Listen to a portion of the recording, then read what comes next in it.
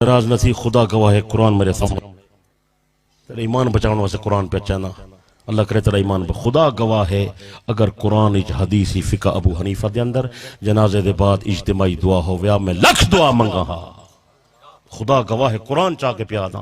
سارے پیر ابو حنیفہ دی فقہ دے اندر کوئی نہیں حدیث اج کوئی نہیں قرآن اج کوئی نہیں کہیں کتاب اج کوئی نہیں نبی دا عمل کوئی نہیں صحابہ دا عمل کوئی نہیں فقہاء اجازت نہیں دے دے بلکہ فقہاء احناف لکھے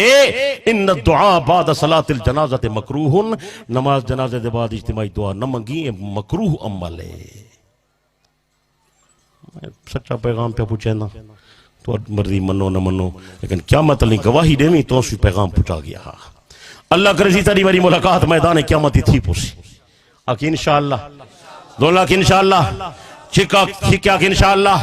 اگر حاضر بیٹھی تو میں پوری ذمہ داری ڈال عرض کھڑا کرے نا حضرت نبی علیہ السلام نے حضرت نجاشی دی نماز جنازہ پڑھائیے جن اندر ملائکہ نے شرکت فرمائیے 70,000 کے زیادہ ملائکہ حضرت نجاشی دے جنازے دے اندر شریکن صحابہ کرام شریکن نبی دی ساری اہل بیت شریکے خاندان نبوت لوگ شریکن جنازہ حضرت نجاشی دا پڑھاون والا امام الانبیاء اللہ دی قسم قرآن گواہ کر کے پیادا سنے محمد نے جنازے دے بعد اجتماعی دعا کوئی نہیں کی تھی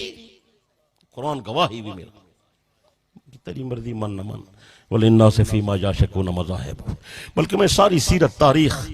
میں دیدہ کھڑا جرا کچھ میری بساتی چھا میں دیکھ سکتا ہم خدا گواہ ہے بیا کم کونی میں کرنا نہیں رات کتابیں دی ورک گردانی والا کم ہوندے بیا کم میرے کو نہیں ہوندا ہن بھی میں آیا تو کتابیں کو چھوڑ کے آیا ویسا تو وقت کتاباں چاہ کے انسان میں جرا کچھ پڑھ سکیاں دیکھ سکیاں ذمہ داری نال عرض کھڑا کرے نا حضرت ابو بکر دا جنازہ حضرت عمر نے پڑھایا جنازے دے بعد دعا کوئی نہیں حضرت عمر دا جنازہ صہیب رومی نے پڑھایا جنازے دے بعد دعا کوئی نہیں حضرت عثمان دا جنازہ جبیر بن مطعم نے پڑھایا جنازے دے بعد دعا کوئی نہیں حضرت علی دا جنازہ حضرت حسن نے پڑھایا جنازے دے بعد دعا کوئی نہیں حضرت معاویہ دا جنازہ زیاد بن قیس صحیح نے پڑھایا جنازے دے بعد دعا کوئی نہیں حضرت امام حسین دا جنازہ سلیمان بن عبد الملک نے پڑھایا جنازے دے بعد دعا کوئی نہیں حضرت آدم دا جنازہ ملائکہ نے پڑھایا جنازے دے بعد دعا کوئی نہیں تیری مرضی من یا نہ من اللہ دا بندہ دعا ہوئے ہاں میں تک ہٹ کہاں میں اپنی قبر کالی کیوں کر رہا ہوں میں کو کیا حرجے میں کو کیا نقصان میں تو این امید ہے جو ودان جو تو عمل کر تو میری قبر جنت بنوائیں خدا گواہ کر کے پیادا میں تیری بھلائی واسطے ہیں تیری ہمدردی واسطے ہیں ہاں جنی دعا ہائی انہاں تک کو پتہ کہیں نہیں وہ دفن تو بعد دعا ہے جنازہ دفن کر انہیں بعد دعا مانگ میرے پاک نبی دا عمل ہے سونے دی مہر لگی کھڑی ہے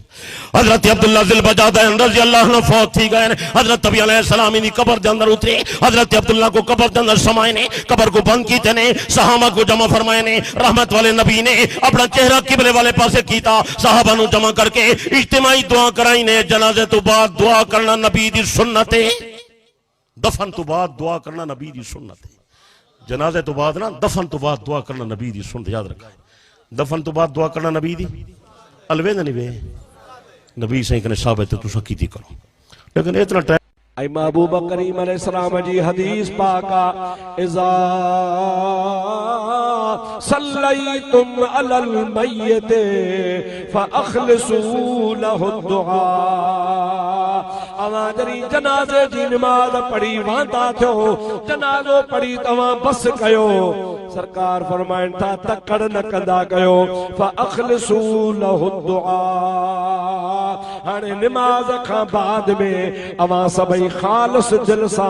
ان میت جیلا دعا گھردا کیو اللہ تعالیٰ فرمائیں دعا ہتھ کھڑن تمہاں جو کما بانے کے بخشن ما اللہ جو کما جے کنے تمہاں جے اسا جے ہتھن کھڑن اسا میت جا گناہ بخش جی ونجن ابا ان میں میت کے فائدو آیا نقصان سبئی ہتھ کھڑی مکے بدھائیو جے کنے تواں جے اساں جے دعا ساں ان میت جا گناہ بخش جی ونجن تا میت لا فائدو آیا ثواب یا گناہ ہوا فائدو آ نہ صحیح نقصان تا کونے نہ صحیح باقی رہے سالیو تا محبوب پاک جی تا حدیث تواں کے بدام اذا صلیتم علی المیت ای حدیث مشکاہ شریف میں موجود ہے ہی مولوی مدرسن میں پڑھائن تھا इब्तिदाई हदीस पाक जो किताब आ शुरू में इहो पढ़ायो वेंदो आ ऐं हर मदरसे में पढ़ाइबो आ उन्ही में लिखियो पियो आ महबूब पाक अलैहिस्सलाम फरमायो इज़ा सल्लैतुम अलल मय्यत फअखलिसू लहु दुआ तव्हां जॾहिं जनाज़े जी नमाज़ पढ़ी बस कयो त जनाज़े जी नमाज़ खां बाद में ख़ालिस दिल सां जनाज़े लाइ दुआ घुरो हिकिड़ो ॿियो बि मुंहिंजे ॾाढो हदीस जो वाक़ियो आहे अव्हां खे ॿुधायां इंशाअल्लाह ताला तव्हांजो ईमान ताज़ो थी वेंदो रसूलुल्लाह जो हिकिड़ो सहाबी आहे जंहिंजो नालो आहे हज़रत अब्दुल्लाह बिन सलाम अब्दुल्लाह बिन सलाम खे ख़बर पई त हज़रत अमीर उमर शहीद थी वियो आहे पंहिंजे उठ ते चढ़ियो तकड़ो भजंदो डोड़ंदो हलंदो आयो त मदीने वञी पहुचा ऐं हज़रत अमीरुल मोमिनीन उमर फारूक जे जनाज़े में शरीक थिया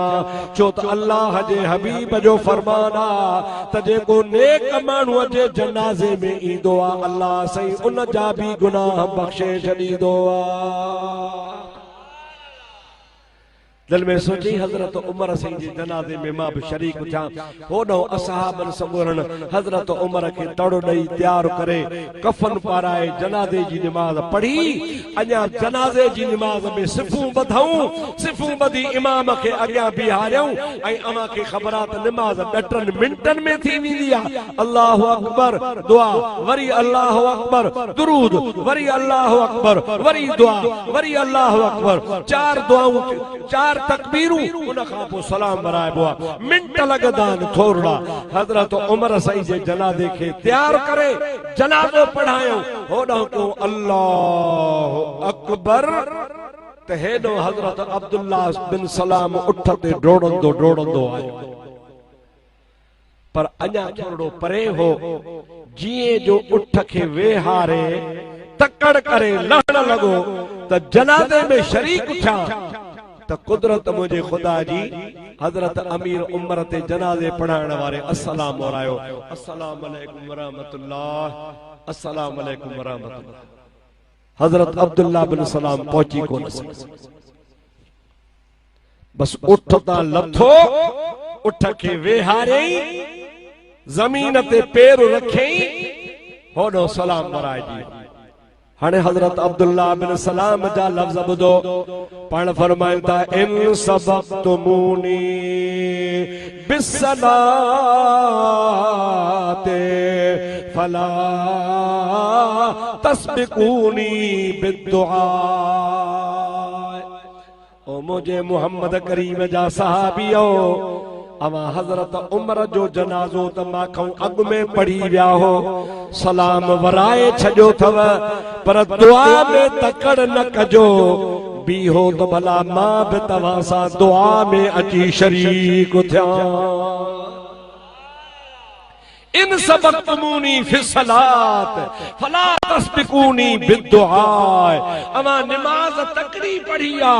पर बेली मेहरबानी कजो तकड़ न कजो दुआ में शरीक थण जो दुआ अगे न घुरजो मां अचा त गजी दुआ घुरो मुझे महबूब करीम जा सहाबी हा उनमें हजरत अमीर उस्मान भी बीठो आ सुभान अल्लाह अलील मुर्तजा भी बीठो आ चओ सुभान अल्लाह इमाम हसन भी बीठो आ चओ सुभान अल्लाह नबी पाक जो चाचो हजरत अब्बास भी बीठो आ चओ सुभान अल्लाह हजरत अबू हुरैरो चओ सुभान अल्लाह वो भी बीठो आ वडा वडा जलील कदर सहाबी बीठा सबनी जो तरसो तकड़ी दुआ न घुरो अब्दुल्लाह बिन सलाम के अचण जो हु आयो पहुतो हाने गजी दुआ घुरो सबनी गजी दुआ घुरी इनमा साबित थियो त जनाज़े खां पोइ दुआ घुरण मुझे महबूब जे असहाबन जी भी सुन्नत आहे जे नाजायज होजे हा मना होजे हा गलत होजे हा त अब्दुल्लाह बिन सलाम भी दुआ लाइ न चवे हा भला जेकॾहिं हिकिड़े खणी चयो त ॿिया हुन जी ॻाल्हि कोन मञनि हा ॿिया चवनि हा छाजी दुआ जनाज़ो थियो बस खणो न अब्दुल्लाह बिन सलाम भी दुआ लाइ चवे थो ॿिया सहाबी भी दुआ लाइ इंतजार कनि था हू अचे थो पोइ गॾिजी दुआ घुरनि था इन मां साबित आहे त सहाबी रसूलुल्लाह का सिखंदा हा मालूम जो तो मुस्तफा भी जनाज़े को पोइ दुआ घुरंदा